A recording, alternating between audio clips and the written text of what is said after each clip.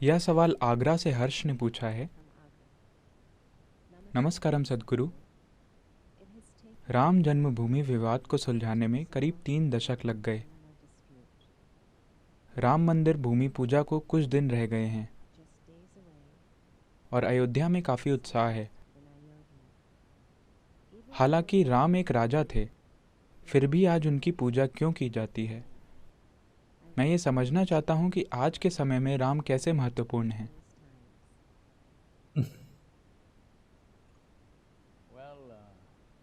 चूंकि वो आगरा के हैं इसलिए वो उन्हें राम कह रहे हैं।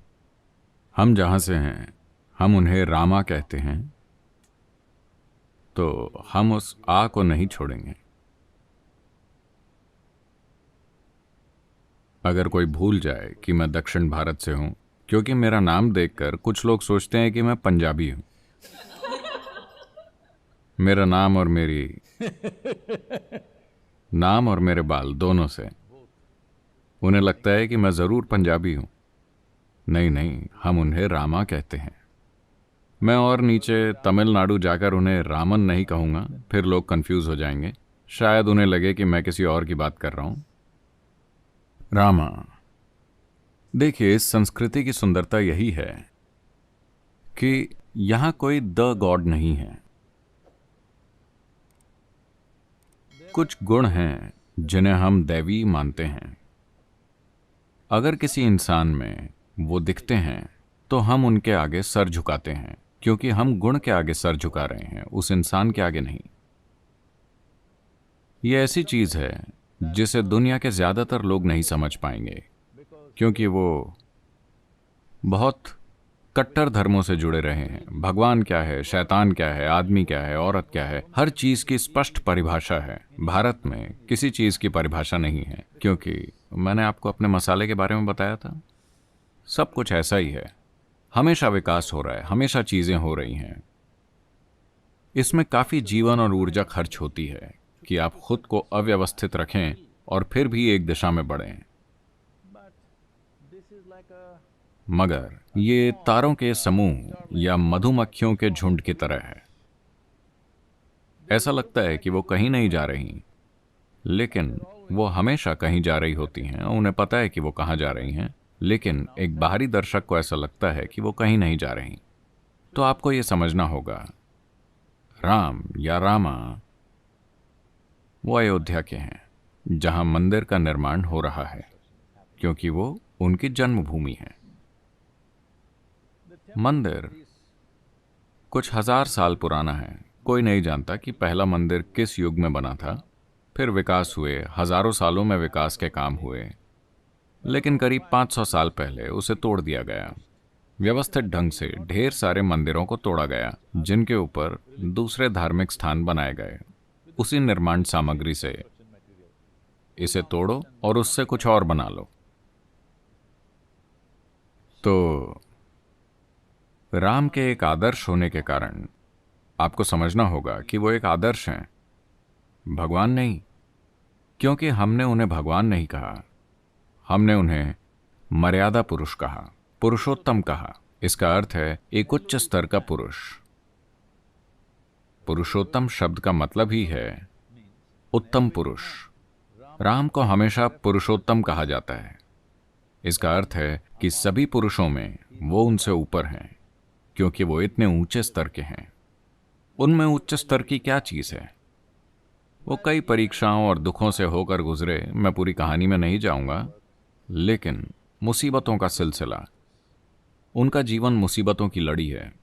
वो अपना राज्य खो देते हैं, अपनी पत्नी खो देते हैं, एक युद्ध लड़ते हैं, वापस आते हैं, फिर से अपनी पत्नी को खो देते हैं, अपने बच्चों को खो देते हैं, अपने बच्चों को लगभग मार ही देते हैं। अंतहीन मुसीबतें। इन सब से वो शांति से, आनंद से होकर गुजरे। दर्द था, लेकिन फिर भी आनंद के साथ। एक स्तर पर, व्यक्तिगत स्तर पर उन्हें काफी दर्द है जिसे वो व्यक्त करते हैं, लेकिन वो कभी उस दर्द को किसी उस चीज के बारे में कोई फैसला नहीं करने देते जो वो कर रहे हैं। तो जब कोई इंसान इस तरह पेश आता है तो हम उसे पुरुषोत्तम कहते हैं, क्योंकि Uttama means an elevated one among the men.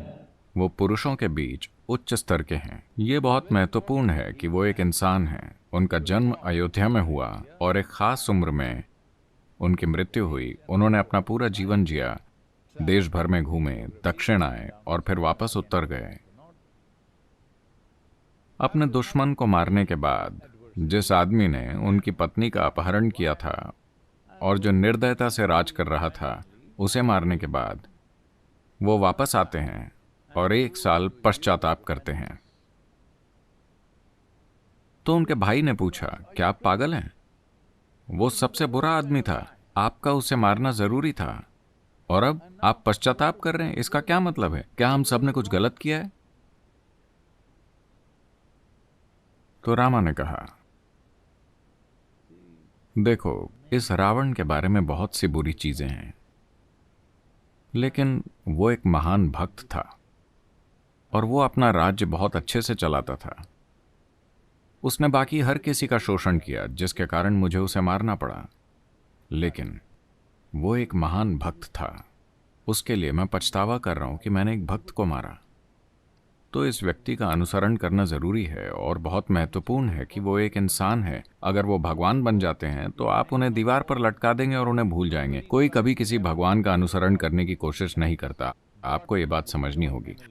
भगवान यानी वो अनुसरण से परे हैं। इंसानों को यही लगता है। अगर कोई इंसान वाकई अच्छा बर्ताव कर रहा है तो स्वाभाविक रूप से हर किसी में चाहत होती है कि मैं ऐसा क्यों नहीं बन सकता। तो ये बहुत ज्यादा महत्वपूर्ण है कि वो एक इंसान है। वो एक राजा थे। उन्होंने अपना राज्य खो दिया और फिर वापस लौटे और अपने राज्य की सारी शानो शौकत छोड़कर सिर्फ इसीलिए चले गए क्योंकि कोई और दुखी था। उनकी सौतेली माँ थोड़ी दुखी थी और उनकी पीठ पीछे थोड़ी नाराजगी जाहिर कर रही थी। वो बोले, अगर आप यही चाहती हैं तो मैं चला जाता हूं।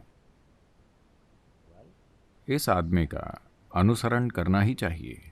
जब आजकल लोग पागल की तरह सत्ता से चिपके हुए हैं, चाहे कुछ हो जाए, चाहे वो चुनाव हार जाएं, वो जाना नहीं चाहते। ऐसे समय में रामा का अनुसरण करना बहुत बहुत बहुत जरूरी है। तो यह मंदिर क्यों महत्वपूर्ण है? मंदिर महत्वपूर्ण है क्योंकि काफी हद तक, कम से कम देश के उत्तरी भाग में, दक्षिण में उतना नहीं है, ये वहां भी है लेकिन उतना नहीं, लेकिन उत्तर में राम उनकी आत्मा है। और 500 साल पहले जब तुर्की से विदेशी हमलावर और बाद में कुछ मंगोलिया से भी वो आए और उन्होंने एक एक करके सभी मंदिरों को तोड़ डाला। ये बहुत समय पहले बना एक प्राचीन मंदिर था जो उस समाज के लिए बुनियादी ताकत था। उन्होंने उसे तोड़कर उसके ऊपर जल्दबाजी में अपनी मनचाही चीज बना दी। ये विवाद धधकता रहा है। ये विवाद अदालत में, मेरे ख्याल से, अगर मैं सही हूं तो 135 सालों से है। अंग्रेजों के जमाने से ये अदालत में था और चलता ही जा रहा था, क्योंकि दुर्भाग्य से इस देश में हमने किसी भी कीमत पर राजनीतिक रूप से सही होने की इच्छा बना ली है। कोई भी जज इस पर फैसला नहीं करना चाहता था। हर कोई इसे आगे बढ़ाता रहा ताकि उसका कार्यकाल खत्म हो जाए और अगला जज इस मुसीबत से निपटे, क्योंकि दो समुदाय जमकर आपस में भिड़ रहे हैं कि ये किसकी संपत्ति है। लेकिन अब सुप्रीम कोर्ट ने एक लंबी प्रक्रिया के बाद, ये मुकदमा करीब 3-4 दशकों से सुप्रीम कोर्ट में चल रहा था। अब सुप्रीम कोर्ट साफ तौर पर एक निष्कर्ष पर पहुंचा है। सभी सबूतों को देखते हुए पुरातत्व के सबूत साफ तौर पर 100% ये बताते हैं कि वहां एक मंदिर था और उसे ढहाकर जल्दबाजी में उसके ऊपर एक इमारत बना दी गई। तो उन्होंने कहा कि यहां मंदिर बनना चाहिए। दूसरे समुदाय को उन्होंने दूसरी जमीन दे दी जो शायद वहां से 20 किलोमीटर के भीतर है। उन्होंने कहा कि आप अपनी जगह वहां बनाएं, इन्हें अपनी जगह यहां बनाने दीजिए। तो ये सिर्फ एक और मंदिर नहीं है, ये भारत की आत्मा को पुनर्जीवित करना है। क्योंकि ऐसा नहीं है कि सिर्फ एक संप्रदाय या धर्म ही राम का आदर करता है। बहुत से लोग हैं, बहुत से लोग हैं जो दूसरे धर्मों के हैं, जो उनकी तरह बनना चाहते हैं, जो कई कई रूपों में उनकी सराहना करते हैं। तो कई मायनों में रामायण, राम के जीवन की कथा, भारतीय संस्कृति का एक अभिन्न हिस्सा रही है। तो ये लगभग एक घायल राष्ट्रीय आत्मा को पुनर्जीवित करने जैसा है। तो मेरे ख्याल से ये अच्छी बात है कि ऐसा हो रहा है, वरना बिना मतलब दूसरे समुदायों के खिलाफ नफरत जारी रहेगी। इस हल के साथ बहुत से दिलों और दिमागों को ठंडक पहुंची है, जो देश के भविष्य के लिए एक अच्छी बात है। वरना दो समुदायों के बीच लगातार बिना मतलब टकराव चल रहा था। तो मेरे ख्याल से एक बड़ी समस्या हल हो गई है।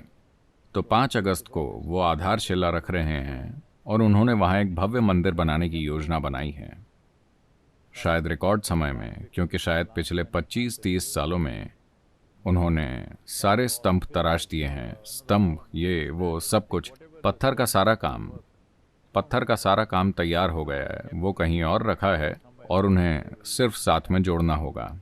बाकी का ढांचा काफ़ी तेज़ी से बन जाएगा। आशा है कि 24 महीने या 30 महीने में यह भव्य मंदिर तैयार हो जाएगा।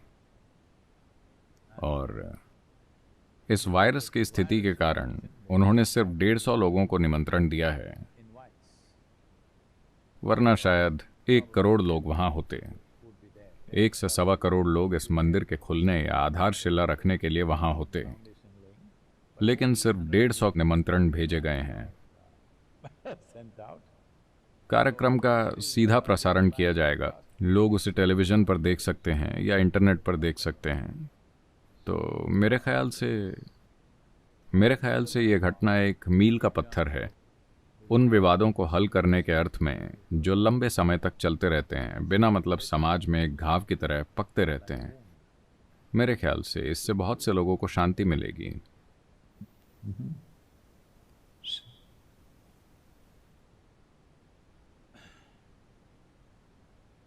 अब जबकि आपने राम के बारे में सवाल पूछा है,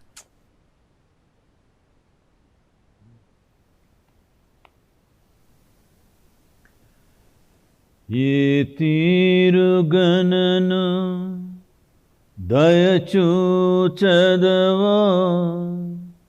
इनवंशोत्तम रामा। ये तीरुगणन दयचूचदवा इनवंशोत्तम रामा। नातरमा भव सागरमीधनु नलिनधलेक्षण रामा। नातरमा भव सागरमीधनु नलिनधलेक्षण रामा। श्रीरघुनन्दन सीतारमण स्त्रितजन पोषक रामा। श्रीरघुनन्दन सीतारमण स्त्रितजन पोषक रामा। कारुण्यालय भक्तवरधनिनु कन्नदिकानुपुरामा। कारुण्यालय भक्तवरधनिनु कन्नदिकानुपुरामा।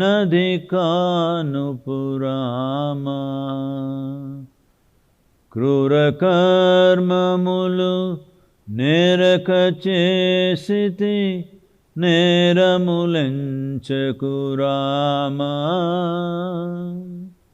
क्रूरकर्ममुलु नेरकचेसिति नेरमुलंचकुरामा। दारिद्र्यमु परिहारमु सैयवे दैवशिखामणि रामा। दारिद्र्यमु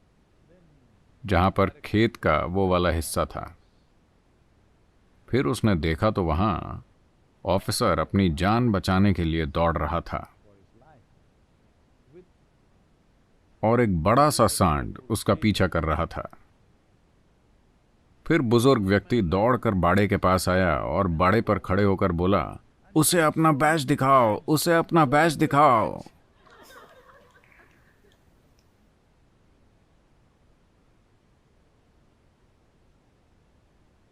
कृपया वायरस के सामने अपनी उपाधियां मत दिखाइए।